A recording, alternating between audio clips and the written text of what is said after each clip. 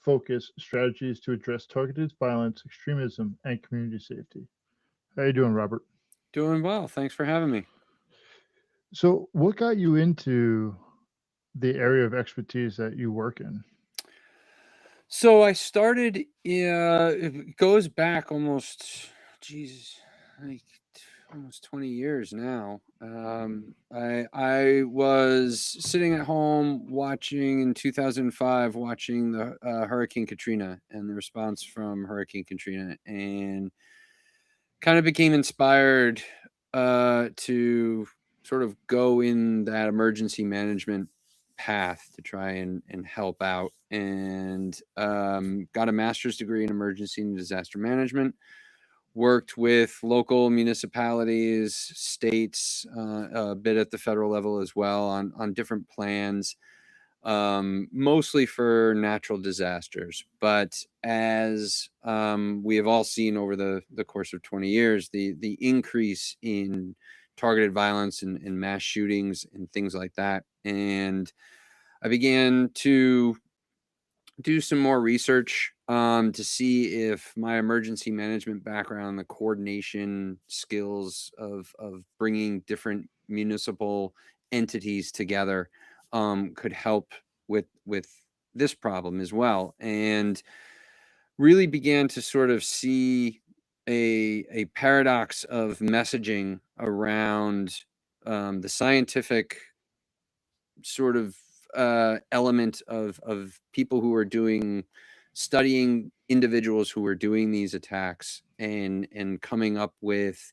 and publishing a pathway to violence, and pairing that with the messaging that was coming from sort of the locals around a random act of violence and how it just wasn't matching up, and that individuals, whether it was law enforcement or mental health or the education sector, were admitting that they knew this individual or that there were histories along that went along with this individual for a long time of concerning behavior, and that didn't lend itself to the random act of violence. And so I just began to sort of get more and more into why these attacks sort of happen, what are the motivating factors behind the individuals that commit these attacks, and then what are we doing from a societal standpoint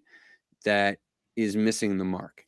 And so that's kind of how I got involved in sort of this field and doing what it is that I do. So, what are some of the factors that create people to become violent or become a predictability of violence that you observed? So really what the pathway of violence is less to do with the what and more to do with sort of the intangibles that come with that what. And so what I mean by that is everybody, irregardless if they've become radicalized, but like you and I, in our daily lives, we are looking for things to fill essentially three buckets, and that's identity, community, and purpose. Our brains are wired to reject the notion that we don't know who we are, right? And that is just an unacceptable state for our minds to be in. And so in the absence of knowing what we are, or if something happens in our lives that makes any of those buckets kind of dip in a certain level, we will go out and search for it. And so what you see with these individuals that commit violence is that they attach themselves to things, um, for that purpose, for to gain a purpose, to attach themselves to a community, to attach themselves to some sort of identity. And that doesn't necessarily have to be one thing. It doesn't have to be any type of specific political ideology or religion or anything, pick your poison. It can be fragmented. And what will happen is that they will basically create what I like to call a reality quilt, Well, they'll take little bits and pieces and they'll sew them together, and then they create sort of a narrative of their own reality. And then they will go and search for things that sort of give credence to that narrative. And what happens is that they become emotionally and psychologically basically addicted to this narrative and to the things that are providing those things. And we have a system that is sort of set up for, in looking at intervention, that is tailored more towards sort of a biological dependence or a biological addiction. And in that way, in which if you are addicted in that sort of way, the classic intervention of sort of coming over the top, creating a different power dynamic for that individual of, look, you are no longer in power of yourself. What you're doing is destructive not only to yourself and others. So we're going to sort of take the reins here, and we're going to push you into rehabilitation services or therapy or something like that. When it comes to this type of radicalization, what you get, sometimes you will get individuals that do incorporate some substance abuse or suicidal ideation into it. But it is far more emotional and psychological. And when you do that sort of classic intervention with these individuals, because they have wrapped their identity, community, and purpose around whatever this thing that they have created, it becomes a personal attack. And so what ends up happening is they actually dig in their heels more, and they become even more withdrawn from society because they feel that they are being isolated, that they are being sort of cast aside, and that people don't necessarily understand them or care for them, and that the only place where they can find that sort of comfort and community and everything else is to double down on what they have sort of created for themselves.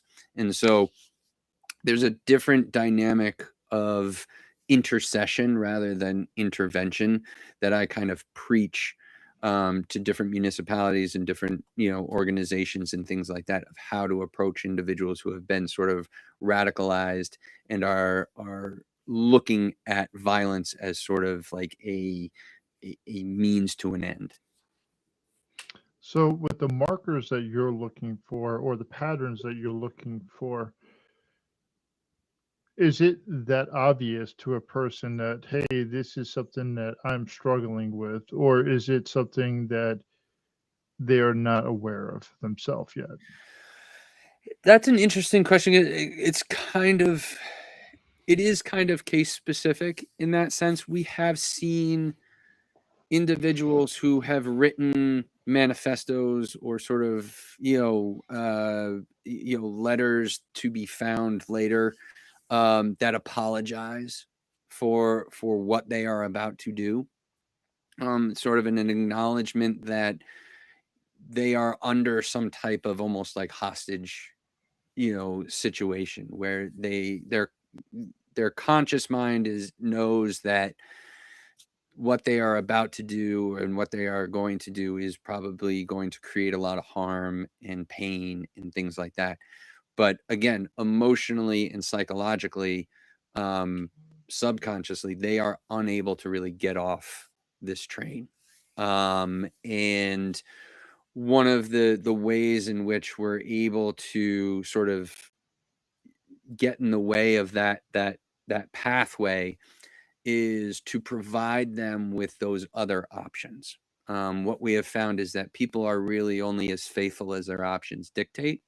And Hmm. so the more you can present a different community, a different purpose, a different identity that will be able to fill those buckets for them, the more we are able to see people sort of begin that shift off ramping. And the people that kind of go all the way through to an attack, what you notice, regardless of what the motivation is, when you look at their character arc, one of the biggest factors that you find is an isolation. They all sort of share a mass isolation. They detach themselves from society, their jobs, their family, their friends, and they become very isolated in with their grievance in their ideation. So, what would be the difference between isolation and solitude based off these metrics? Because if we're looking at for these big areas of isolation, we can look at a person like Friedrich Nietzsche, where he spent a lot of times over in the Alps and he was doing a lot of solitude. How do your metrics actually be able to judge the difference between two things that look very similar but extremely opposite? So it is so the metrics on that is difficult to discern, I think, for sort of like your everyday layperson. And in fact, when I go to speak to some of the audiences, and especially in the education realm, I often pose that exact same question. Like, how can you tell the difference between somebody who's a kid in the corner who's just quiet and a kid in the corner who's quiet because they are isolated? I think for your average person, um, what you have to do is be more proactive. I think there was a in the example that you meant was sort of, are they just going for solitude, and or are they uh sort of in the grips of this isolation? I think it's difficult to discern, and that's one of the reasons why we have to sort of be proactive in our approach to those, because we really can't tell the difference. There's not a clear difference between what we can see and what's actually happening. So when I was working for the VA, and I worked there for about 3 years as a peer specialist, and one of the topics that came up over here in Montana, or in my city that I live in, Billings, was how do we reach the people in the basement? The ones that have actually chose isolation because they are worried about their own belief systems as far as, will people judge me? Will people like me? Is there any way that you're able to figure out a way to disrupt that way of thinking without actually taking away a person's own, I don't want to say identity, but their own autonomy over their own body? Yeah, I think that goes sort of back to sort of the difference between sort of doing a an obligation type intervention and an options type negotiation, right? Many of those individuals, and maybe you can correct me, that sort of have um, those feelings or those thoughts of, are they going to judge me because of X, or am I going to be rejected because of Y? Um, Many times are sort of figments of our own mind and imagination. They're not necessarily truths when we look at from a societal standpoint. So one of the ways in which this is sort of goes to my whole proactive prevention sort of methodology is that a lot of the times when you look at the character arcs of people who go down this pathway of violence, not only do they have a strong isolation um, component to their character arc, but their character also has a number of sort of death by a thousand paper cuts incidences that on the surface don't look to be all that big, or are not necessarily something that we would attribute as a sort of springboard into violent behavior, right? So sort of the death of a family member, or a divorce, or um, being kicked off the soccer team, or et cetera, et cetera, et cetera. So however, in combination, these sort of things create the foundation Hmm. where that sort of um, lack of belief in self, or unknowing about where they are placed in the world, or feeling as though they others do not want them around, right? Those sort of take over the person in question. And so from a standpoint of what does society do, or what does like the VA do, and what they do, what we really try to encourage is to broaden the scope of partners that are available, rather than relying on sort of the very specific systematic programs or entities in charge that we place in charge of dealing with certain issues. And I'll give you an example. So one of the states that I work with, they have analytics that could tell you if you're a first-time recipient of food stamps. They could tell you from the month, week, and day that you would come back in for housing assistance, right? They have created their system so specific that the food stamp people, even though they know this correlation, do not really interact with the housing people, right? And what that does is that creates a system of care where if you have a specific problem, there is probably an agency or a program that will deal with it. Unfortunately, you might have to qualify, or you might have to reach a certain threshold in order to get those benefits. We have seen that there are networks within these systems, but these networks are often reliant on maybe one person or a couple of people within the different systems. And then when one of them leaves or retires or something like that, the whole sort of network falls apart. And so we have really the system becomes more and more rigid.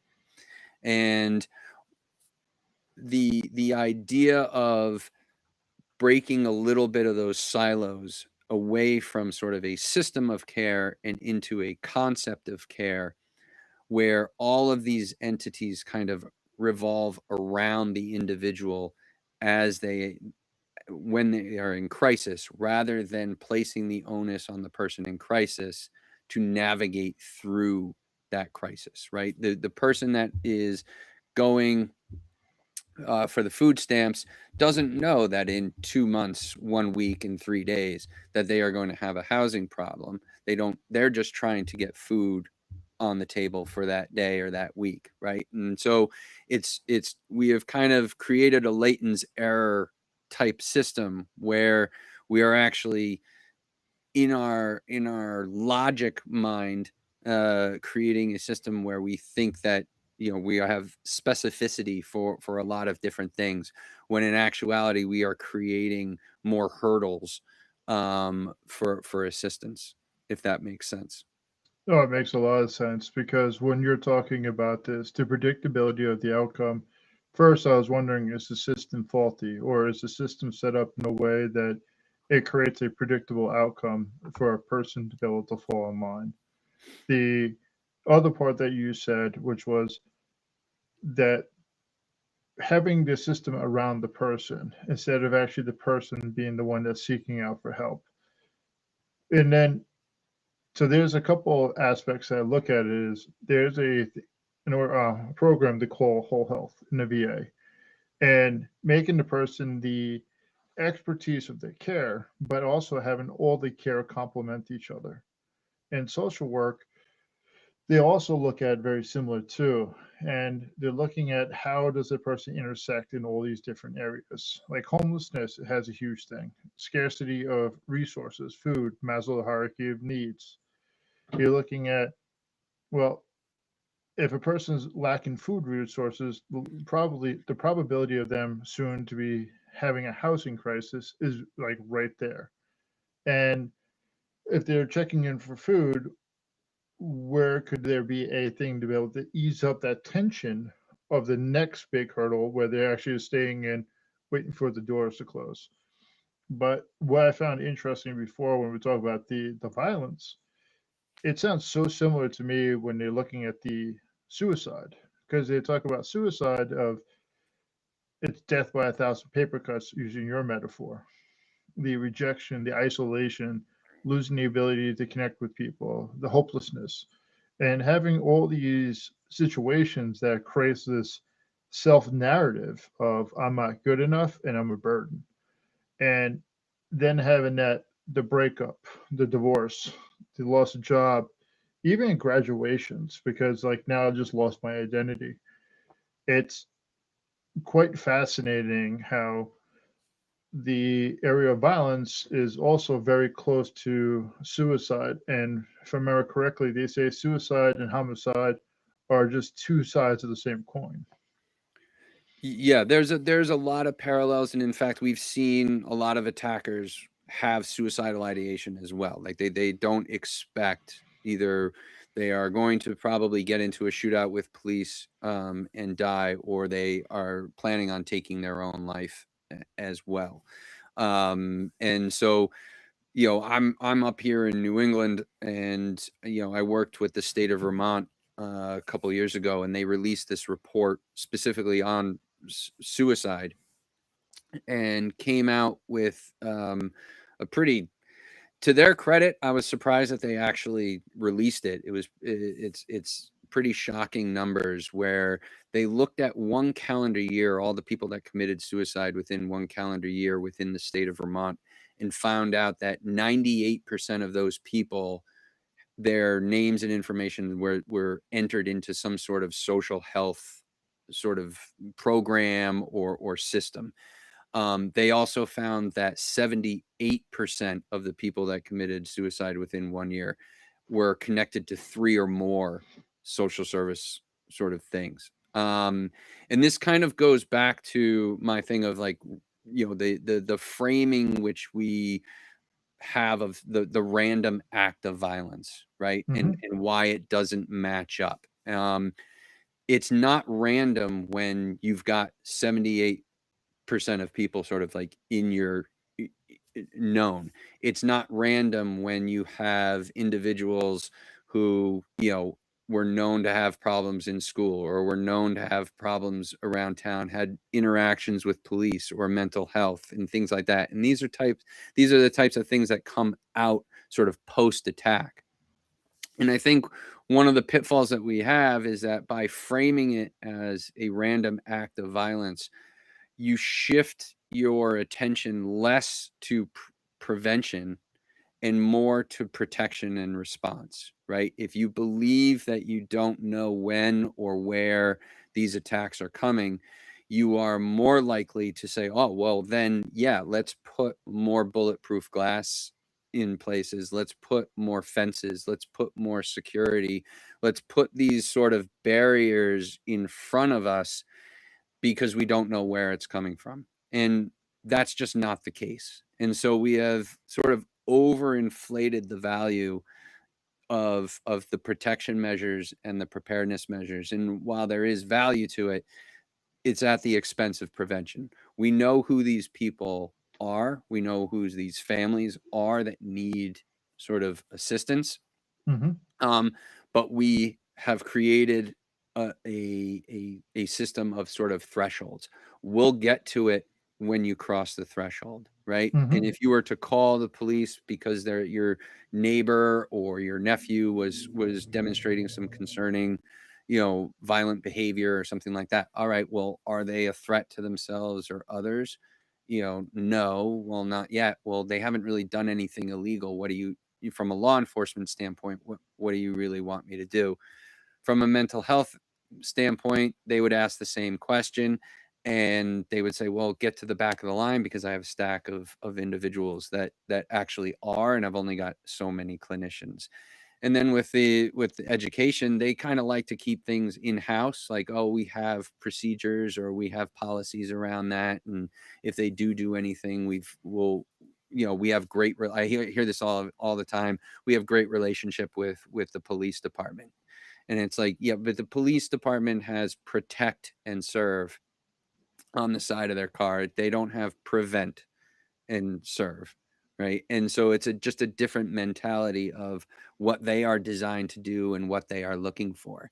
And as we mentioned earlier, a lot of the character arc things that you see with these individuals when you really delve into their histories, is that a lot of the events that created a lot of the concerning behavior, or were the springboards to the concerning behavior, weren't things that were violent related, right? Hmm. And therefore, we kind of sort of sit back in a defensive posture and sort of let those things kind of begin to build up and fester, and hope that our protection and response measures are going to be able to, when they cross that threshold, are going to be able to withstand whatever is coming towards us. And so reframing sort of, and educating about why people become radicalized and how violence and how that pathway kind of goes, um, allows people to sort of break apart that framing and create a new proactive prevention-based framing that we can all sort of get on board with, and really levels out that holistic security of sort of having your prevention, protection, and response in sort of an equal weighted sort of framework.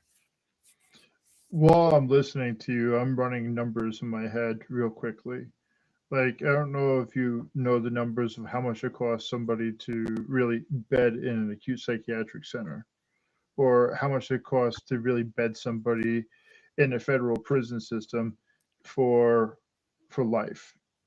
And the prevention aspect of it, to me, it seems like it's a penny poor dollar rich approach. What you're doing is that you're creating a system not to be reactive, but actually try to have more people involved. And I've had this conversation so many different times, but with different words and different topics, because when I think about mental health, I think about, it's not just therapy, it's their community, it's their purpose, it's their identity. When a person is coming to you with a mental health issue, how many people have been taught at a young age of how to use mental health? I know I was not taught when I was younger, but it was something that they expect you to understand. And when you're doing these type of systems for people, helping them realize, hey, this is the cost analysis of what you're going to save. Adding bulletproof glass, adding more bars on windows, it creates this place of a prison. It creates this place of, well, you are not safe, or I am not safe. And psychologically, it creates more of a depressive nature. And it might not directly make it happen, but it has an influence on making stuff start to happen. And when you're going out there and you're pitching this to people of, hey, this is going to save you thousands or millions of dollars in the back end, how is their reception to them, instead of being reactive, but to be proactive to the situation? It's interesting because prevention in itself, most of this is more qualitative. And so a lot of the metrics that we use are theoretical. There's a theoretical value to putting $1 million worth of protection or $1 million worth of response capabilities, Hmm. equipment, and things like that, where it's much more nebulous on the prevention end, right? There aren't.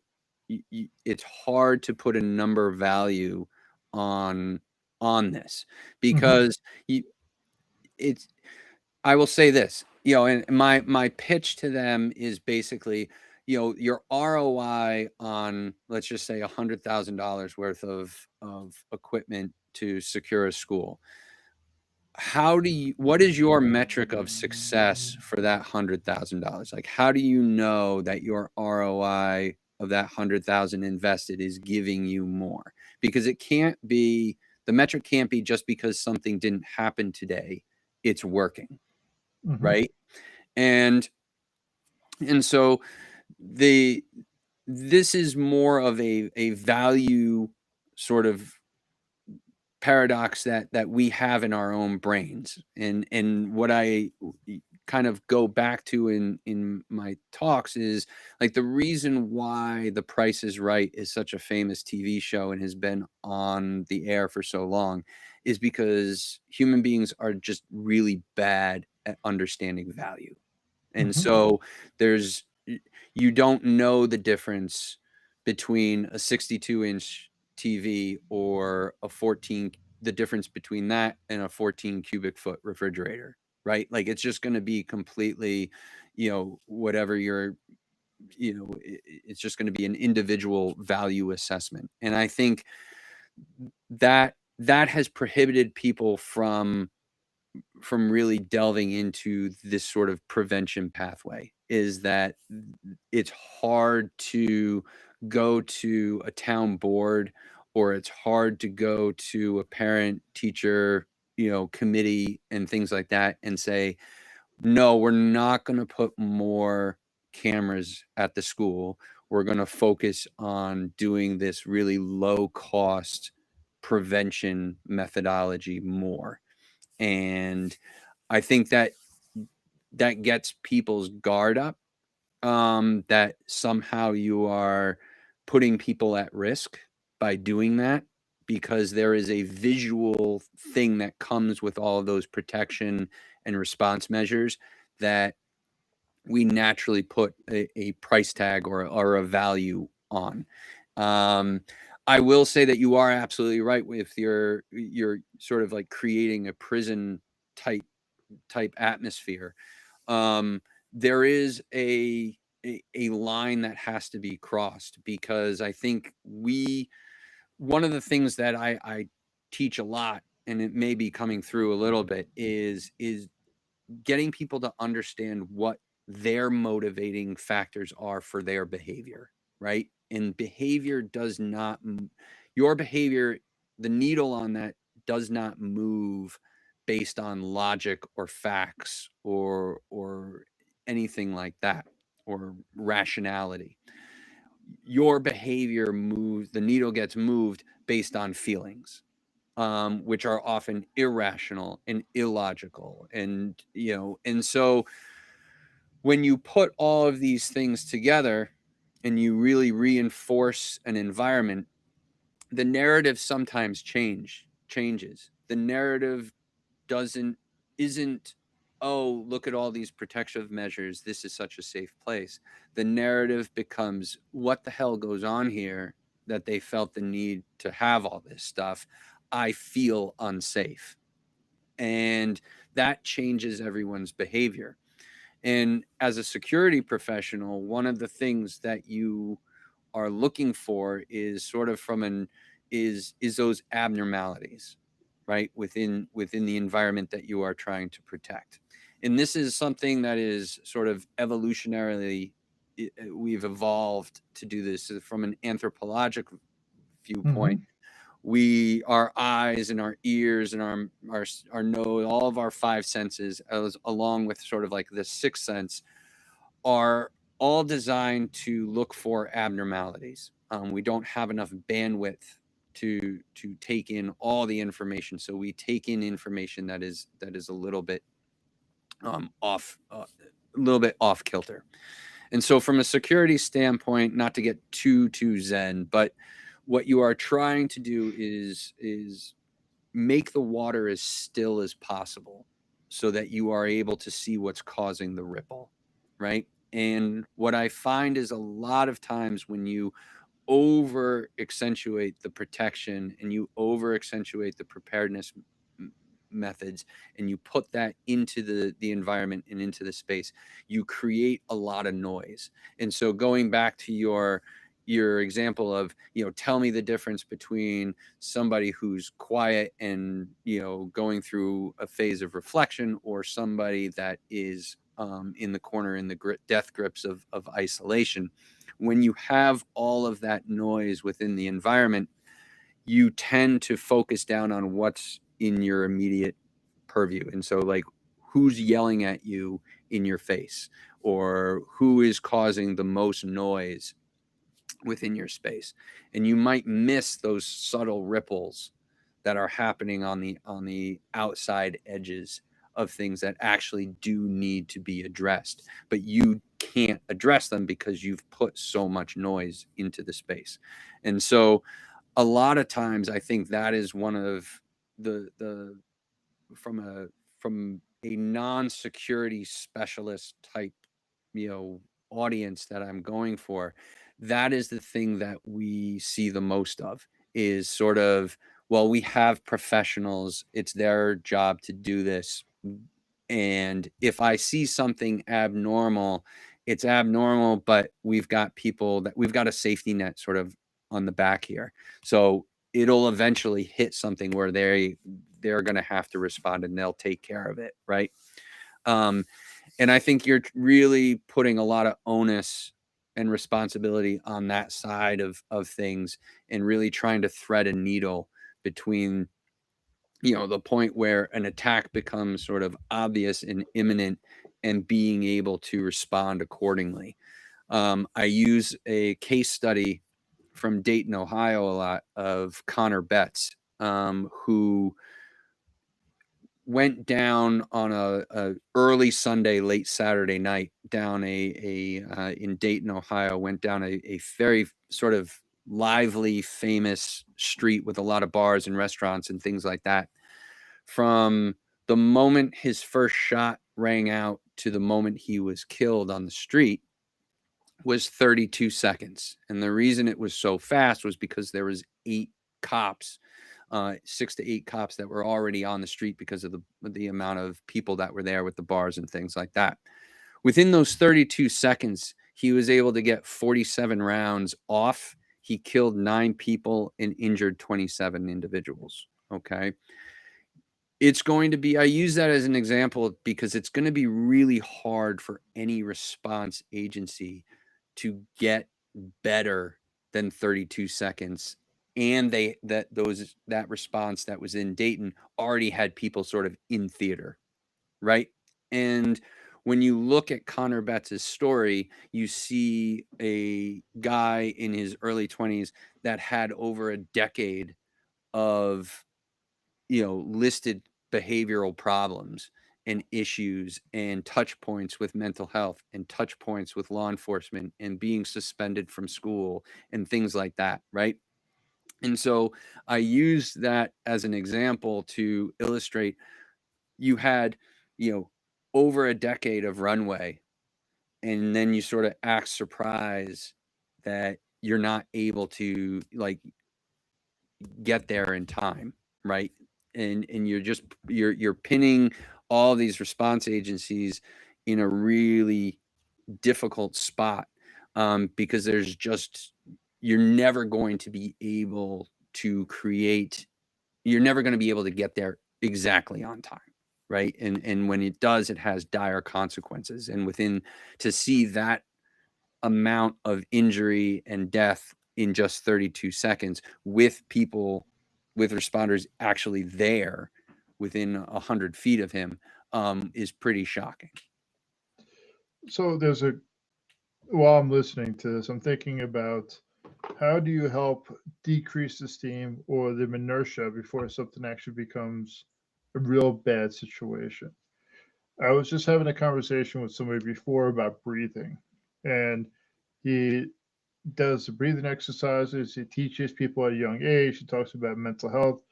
We can talk about the marshmallow test, where it's about the delayed instant gratification, teaching children. What is your perspective of teaching young children about ways to self-regulate so they don't get to all this high levels of mental health issues, likelihood of becoming violent? Sorry, you about to say? No, I think it's, the emotional and social learning, I think is imperative. But I also think that there are other things that we can do, or other things that we can look at, in order to sort of modify behaviors, or again, being able to see the abnormalities. And I focus a little bit on looking at the private sector or the commercial sector, and looking at how they design their spaces to sort of motivate us to buy something, Mm-hmm. right? And one of the best examples that I've seen is Starbucks, actually. So Starbucks, its mission, not only was it to sell coffee, but it was to replicate in the beginning. They've moved more to sort of like a takeout sort of mode. But in the early stages and at their peak, their idea was to replicate European cafe culture. Okay. And in order for that culture to kind of take hold, they needed to make little adjustments on certain things. So one of the things that they found was that our society and our culture is very get up and go. And so in order to get people to sit down at one of their stores and just kind of hang out and have a conversation, there needed to be certain things that they needed to do. So things like lighting, the level of lumens that was going to be there, a lot of detail went and a lot of thought went into that. What color scheme, the sort of the dark green and the wood grain and everything else, the type of music that was going to be played, okay, and how that would contribute to sort of the feelings that you would get. They redesigned their HVAC system. And I think many of the stores still have this, where if you go into a Starbucks and you sit down at one of their tables and you look up, you will see the vents actually pointed down towards you. And so what that does is that created sort of, you get to smell the the croissants being warmed and the pastries and everything else, and that like invokes you, oh, maybe I'll just have another a croissant or something like that. But one of the other things that they did was sound. They thought about sound. In the cafe cultures in Europe, the coffee makers were relatively slow, and that was fine for them because you would hang out and they would talk and everything else. And for us, we needed something a little bit quicker. But those coffee makers in Europe were low decibel so that people could talk. And the ones that were fast that we would prefer over here were too loud to have a conversation. And so they actually ended up spending money and commissioning a completely new coffee maker on a certain decibel level that was quiet enough that you could have a conversation, but was loud enough that you knew that your coffee was being made. And that created sort of this, that allowed us, that all those different elements allowed them to, at their peak, open a Starbucks every 6 hours. Okay. And you don't get to that level of saturation in the market without creating an environment and an atmosphere that has a narrative attached to it. And while I agree that like breathing techniques and emotional learning and being, aware of self and being able to communicate different emotions is certainly something that I 100% promote and think that it should be, standardized sort of curriculum. I think we also have to look at the environments in which we are designing and where we are placing students, or even your office space and things like that. These types of things create, behavioral changes that are measurable. But it also goes back to my point of sort of making that water more calm, right? And being able to discern what is abnormal. Okay, we have all of this stuff that we've put in to try and mediate a lot of the behaviors. If somebody is ranting and raving at a Starbucks, there's a definite problem, right? And what's interesting too, knock on wood here, there has never been a mass attack at a Starbucks. There have been shootings. There were one-off shootings and things like that, but there has never been a mass attack at a Starbucks. And Starbucks, if you go to a Starbucks, it's typically floor-to-ceiling glass. They're not. There's usually no security guard. There's probably very limited cameras and things like that. As far as I know, there's no bulletproof glass either. And I just think that that's really an interesting way of tackling the holistic way of the problem of that. I'm not saying that we need to redesign every single school in America, but if you were to come to a school and say, hey, if you colored this hallway cornflower blue instead of white, you would be able to, people would feel much more safer or calmer as they walk through this hallway. If you put some sound dampening nets on the roof or the ceiling of the cafeteria, people wouldn't be shouting so much, and you would be able to see if there's somebody it's getting their behavior a little bit more agitated in there. So I think there's a lot of different avenues and a lot of different things that we can sort of look to, rather than sort of creating, well, we just need to create a course, or we just need to do some of the more logical things. I think a lot of the more emotional things that we can put into the space can actually have a lot more compounding effects than just sort of your standard logical, we're just going to give them a course in this, or we're going to have more SROs roaming the halls, or things like that. Yeah, when you were talking, I was thinking about creating magic. I was thinking about the power of habit, where you actually predictability. Creating magic is about Disney World, and it was interesting about the way that you were discussing it. I can actually, the picture that you painted with the sound dampening nets, and then it's able to decrease the frustration, increase the volume, and it's able to calm the pond, using your analogy. Looking at the colors of how they've done studies on the gentleness of the colors can create people to be a lot more calm. The friction and the constant yelling and a lot of noise creates people to be more angry. And the other aspect to it, and I actually will say I'll tie it to, is the food, the scarcity, how that actually creates this need, this want. And it's not, men are usually the ones that were acting out.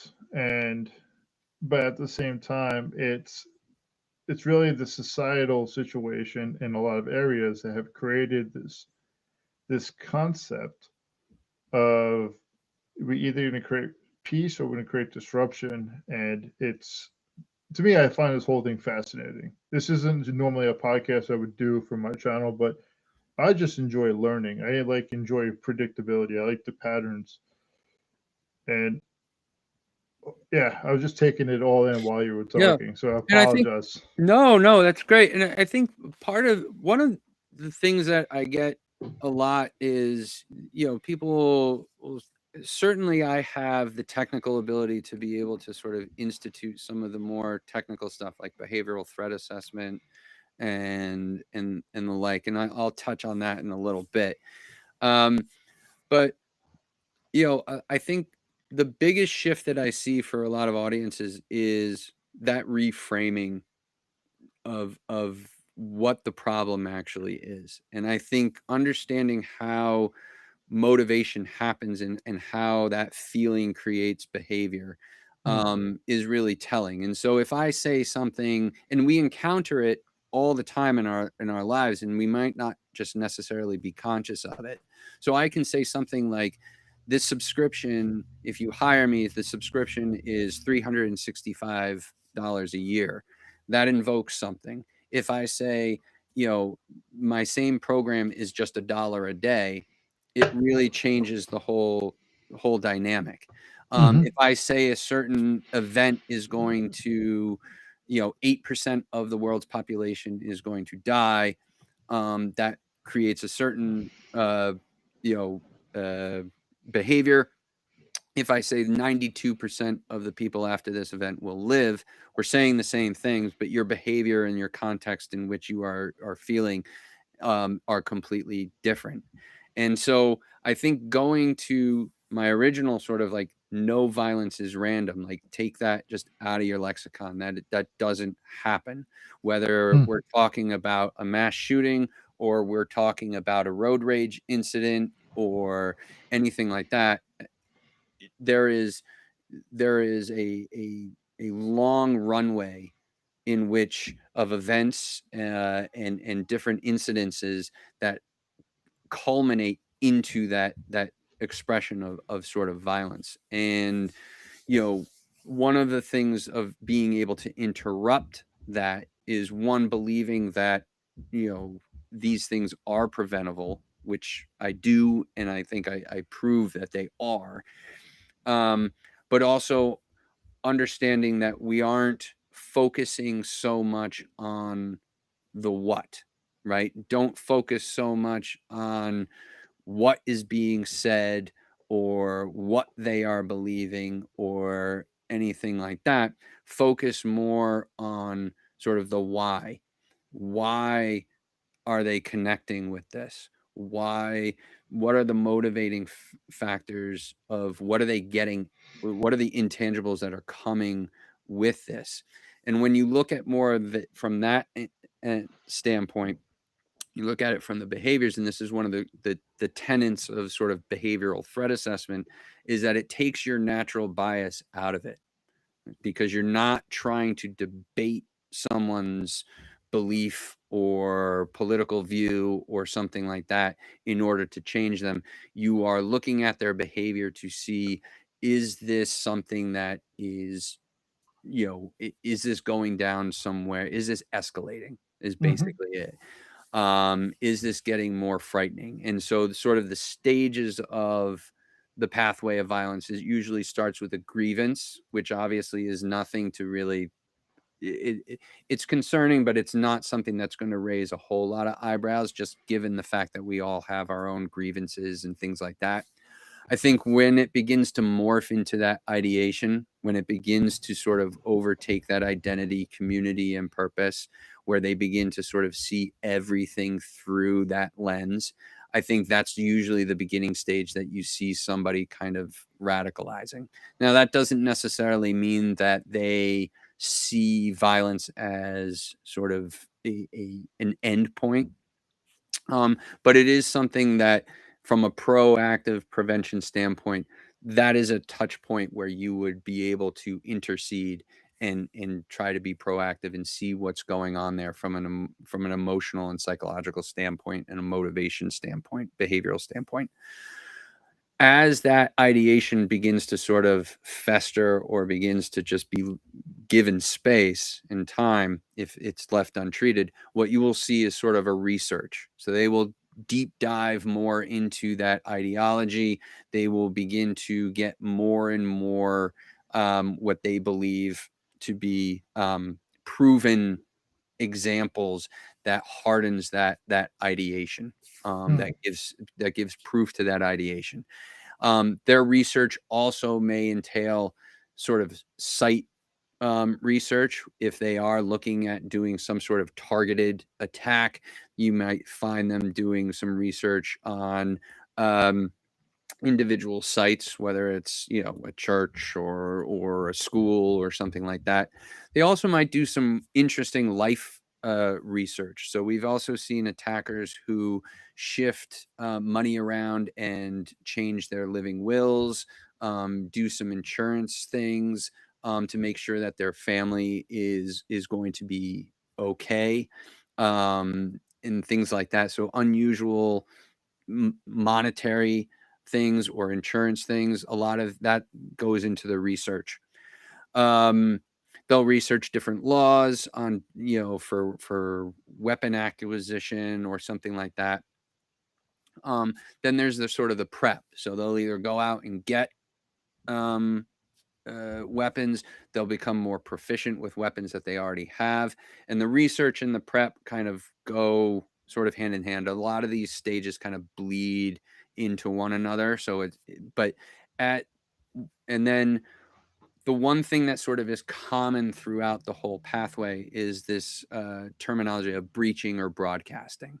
So Hmm. you will see them beginning to breach not only in what they say of their sort of desire to do violence, or they're throwing out there of like, wouldn't it be horrible if, right? Mm. Um, but they will also breach in their behavior too. Well, they become more erratic with their behavior. They will become more confrontational. Their behavioral will, as we mentioned, sort of, they'll become more isolated. So these are the sort of the breaching things that you will see almost throughout.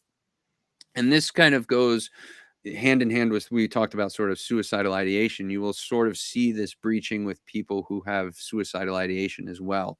And there's a line of thought that believes that sort of this pathway of violence, in the same way that people who have sort of their go down the pathway of suicide, is that they are kind of testing the waters, that they are throwing out sort of little nuggets of information to see what type of reaction they are going to get. And with people with suicide, many of the times it is they're throwing things out to see if somebody's going to come to their rescue or come and help them out. And it's the same thing with violent ideation. They are testing their erratic behavior is sort of similar in that they are testing the boundaries. They are seeing what people's reaction are going to be, and if somebody is going to come and try to help them on their behalf. Hmm. We have, as a society, created this sort of empathy, sort of, um, we have created space for empathy for people with um, suicidal ideation, depression, substance abuse, things like that, where we throw a lot of empathy towards them and try to help them as much as we can. For people who are sort of ranting and raving and talking about violence or promoting violence and things like that, we tend to say, okay, like, we'll go over to the side. I don't need this. This is not something that I want in my life. And so their behavior for people who are heading down there become even more erratic, because they are trying to get more people's attention, that like, hey, I need help. And we just don't see it as them crying for help.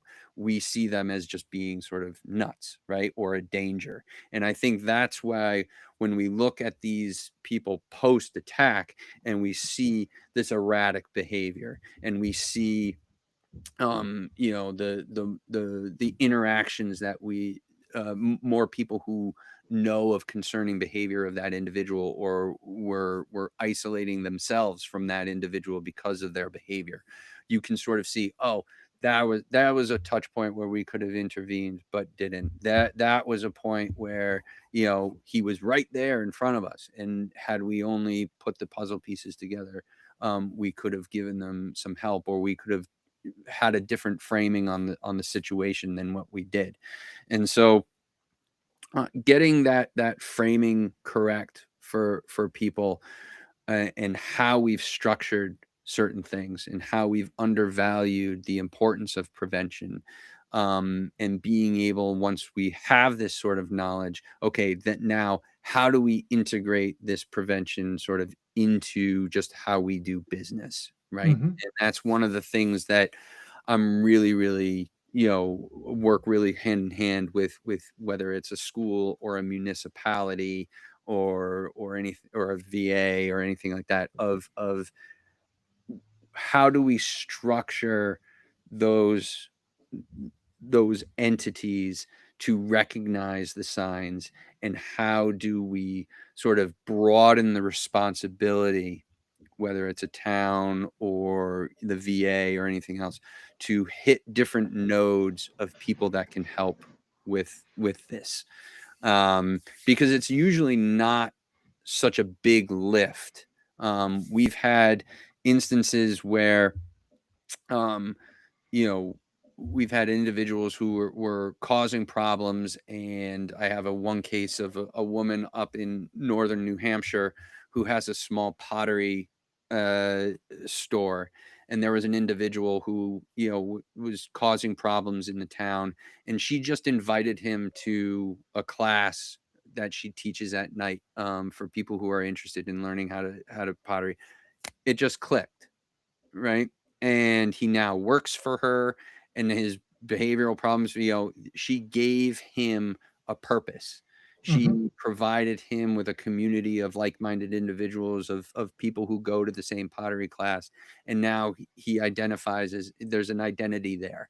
Like, he's a potter now, right? And so it's not always there's not always like the technical intercession sort of clinical way in which you're able to interrupt this sort of pathway within prevention. It can be something as easy as sort of like the power of hello, or just saying, hey, how you doing? Letting people vent a little bit from time to time, and just letting them know that there are nodes there. There are people that are available to them when they are having a hard time, that they can, talk to or relate to.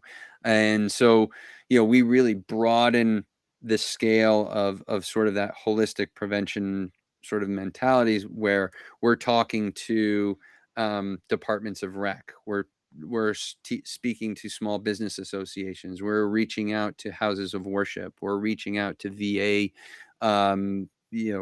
organizations, all kinds of different things, because we don't necessarily know job training programs. We don't necessarily know what exactly is going to be able to fill that bucket for that individual. So we need to have as many different nodes as possible to reach out to, because we've seen, we've built the system of, education has their lane, mental health has sort of their capabilities and what they're doing, and law enforcement has their specific role, and it doesn't always match up with the needs of what that individual, or they're not able to provide what that individual might need at that moment. I agree with you wholeheartedly. There's been plenty of people that would call 988, that would actually call 911 for a crisis intervention. But the biggest thing that they actually just needed in that moment was someone to talk to.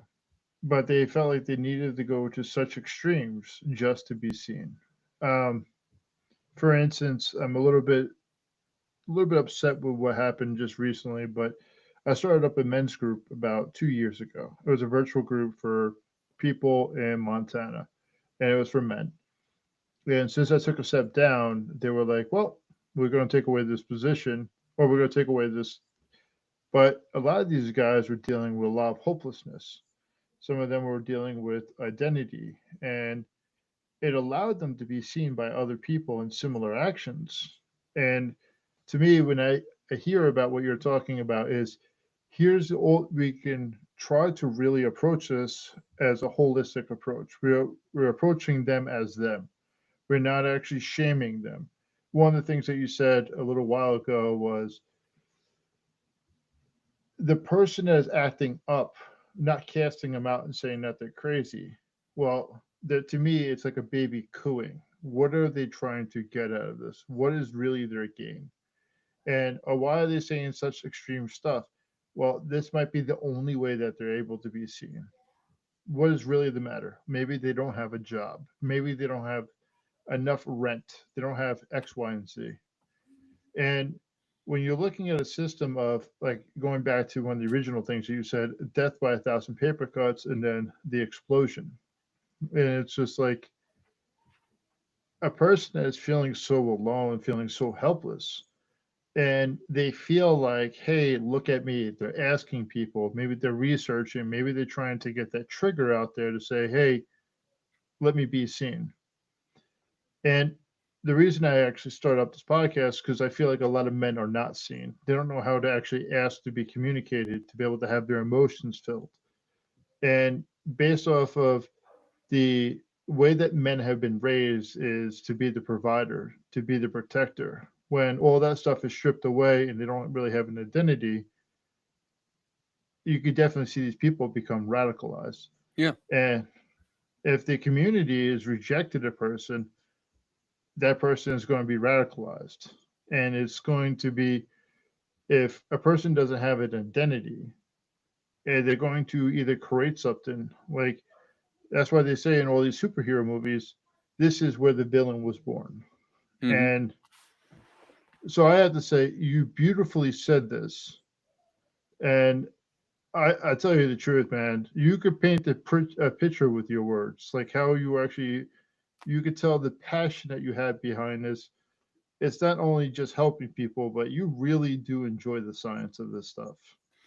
Yeah, I do. I find it's kind of, it's like unlocking, it's like finding the key to unlock like one of life's great mysteries, right? Like I think we like to think that we we are all logical beings, or that we are operating from a logical standpoint, and really knowing that we are, that's completely opposite, and that everything, all the motivation and all the behaviors that we do are based on feelings, right? And if we were logical, there would only be, one type of car, or we would all have the same toaster, we'd all have the same TV, because we would only pick the best thing. The idea that certain colors, or just a certain shape of something, or the sound of a certain engine, like creates an emotional attachment to it, and therefore we will spend money to buy it, or we will do things that really unlocks it. And I think a lot of the language that is, like we've talked about radicalization a lot, and I just want to kind of buffer that, because I think people have a connotation of sort of like, the mujahideen sort of like radical kind of thing. um you know, I consider myself to be somewhat radicalized with this mission. Okay. I have an identity. I identify as sort of like a violence prevention expert. My community, I work with other sort of prevention experts and threat assessment people. And my purpose is to do this, is to sort of spread the word and to teach this kind of thing. I think you see, especially around COVID, you saw a lot of people from the public health um, community get very, very offended when we began to sort of, society began to really question what was going on with COVID, and their messaging and everything else, because they identified as public health experts.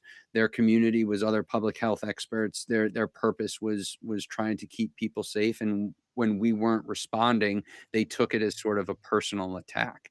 Hmm. And I think there's degrees to sort of radicalization, and I don't think it necessarily all is on the negative side. um, Alcoholics Anonymous does this in a very proactive way, where they actually provide people with an identity. I can say, hi, I'm Rob, I'm an alcoholic. Okay, and there's my Hmm. identity. My purpose is to stay clean, and my community is everybody else that's in this meeting that's going to help me do it. And I'm also going to help them. My purpose is going to be twofold: keep myself clean, but also to help them so I think when you see it from that way of how easily, or how easily we look for those types of different things, that then creates the certain behaviors, and then that those behaviors actually create our opinions and thoughts on certain things, rather than our opinions and thoughts creating feelings and behaviors. um it does kind of tap into something that is like, it's the light bulb kind of like goes on, and you're like, oh, everybody needs to hear this. Like everybody needs to be exposed to this, because it'll explain so much to, of how the world works and how we interact with one another. Hmm. um and yeah, I think it's important. It's important work. And I don't think that we do it consciously. I think it's just the way in which we frame certain things, and then our natural tendencies based upon that framing to optimize whatever we can do to sort of secure ourselves within that framing. And we have kind of just gotten out of balance, really. And to be able to sort of augment a little bit more of the prevention side of things um, doesn't take away the value at all of those other things. It actually makes the overall holistic security or community health sort of experience in which we live in just better overall. Oh, I agree. I agree, and I like how you wanted to protect the language of radicalized because it doesn't mean it has to be a negative thing or a positive thing. It is just a word. Hmm. And words to me are very logical. It's the Americans of English because we have bastardized it so much. We have put so much emotions and emphasis on certain words, making it good or bad. But you mentioned AA, where that it gives them the identity of being an alcoholic and then also being a person that's in recovery. And I have found a group of people. So not only do they do that, but they have one person as a door greeter or multiple people as a door greeter. They have one person that is making the coffee. They have X, Y, and Z. They give people the ability to stand out, to be seen, to be able to be thanked. One of the issues that I saw quite a bit, and I see this a lot with men too, and also with depression, is not many people are seen anymore. Like if I said to you, "Hey, Robert, that's a really nice sweatshirt, not a nice sweater." First off, you'd be like, "Oh, thank you very much. I picked it out myself. I did a really great job. Somebody acknowledged me." And then if you have that protector mindset, what is this person trying to gain on me? And instead of actually just being it, but now if you actually trust me and say, "Hey, Robert, I really like your shirt," it actually just enhances so much more of that moment because it's like, wow, I'm actually being seen. Yeah, and we can go into sort of even more biological specifics on that, sort of with the dopamine and things like that. And they've done a lot of studies where sort of that human to human interaction releases a dopamine hit to us, and that dopamine fades over time, as does everything, Hmm. but it fades in a much slower rate than than you would if you got the dopamine hit from sort of like social media or your Hmm. phone. And so one of the reasons why we've become kind of always addicted to our phone is because every time we turn it on or we go onto social media, it hits our dopamine. But as soon as we shut it off, the dopamine goes right off. Hmm. Right. And so we're like, our mind is like, yo, what just happened here? Right. And what I think is so interesting about sort of that dopamine thing is you and I, for this conversation, are getting a dopamine. Um, but if you witness like a good deed being done, or if you witness people having a fun conversation or something like that, or you're listening to somebody having or watching somebody having a good conversation, you also get a dopamine hit. And that also fades at a slower rate than if you had something on social media. And so it's an interesting way of how lasting those little good words or that little recognition of being seen or being valued, um, how far that can go.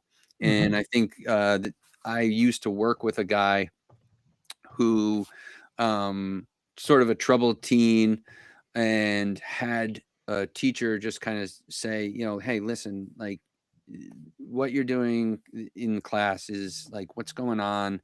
There's obviously something wrong. You don't have to talk to me now if you don't want to, because you look like you're pretty angry. But just know that if you need to get anything off your chest, like I'm here, and you can just come into the class anytime, and talk.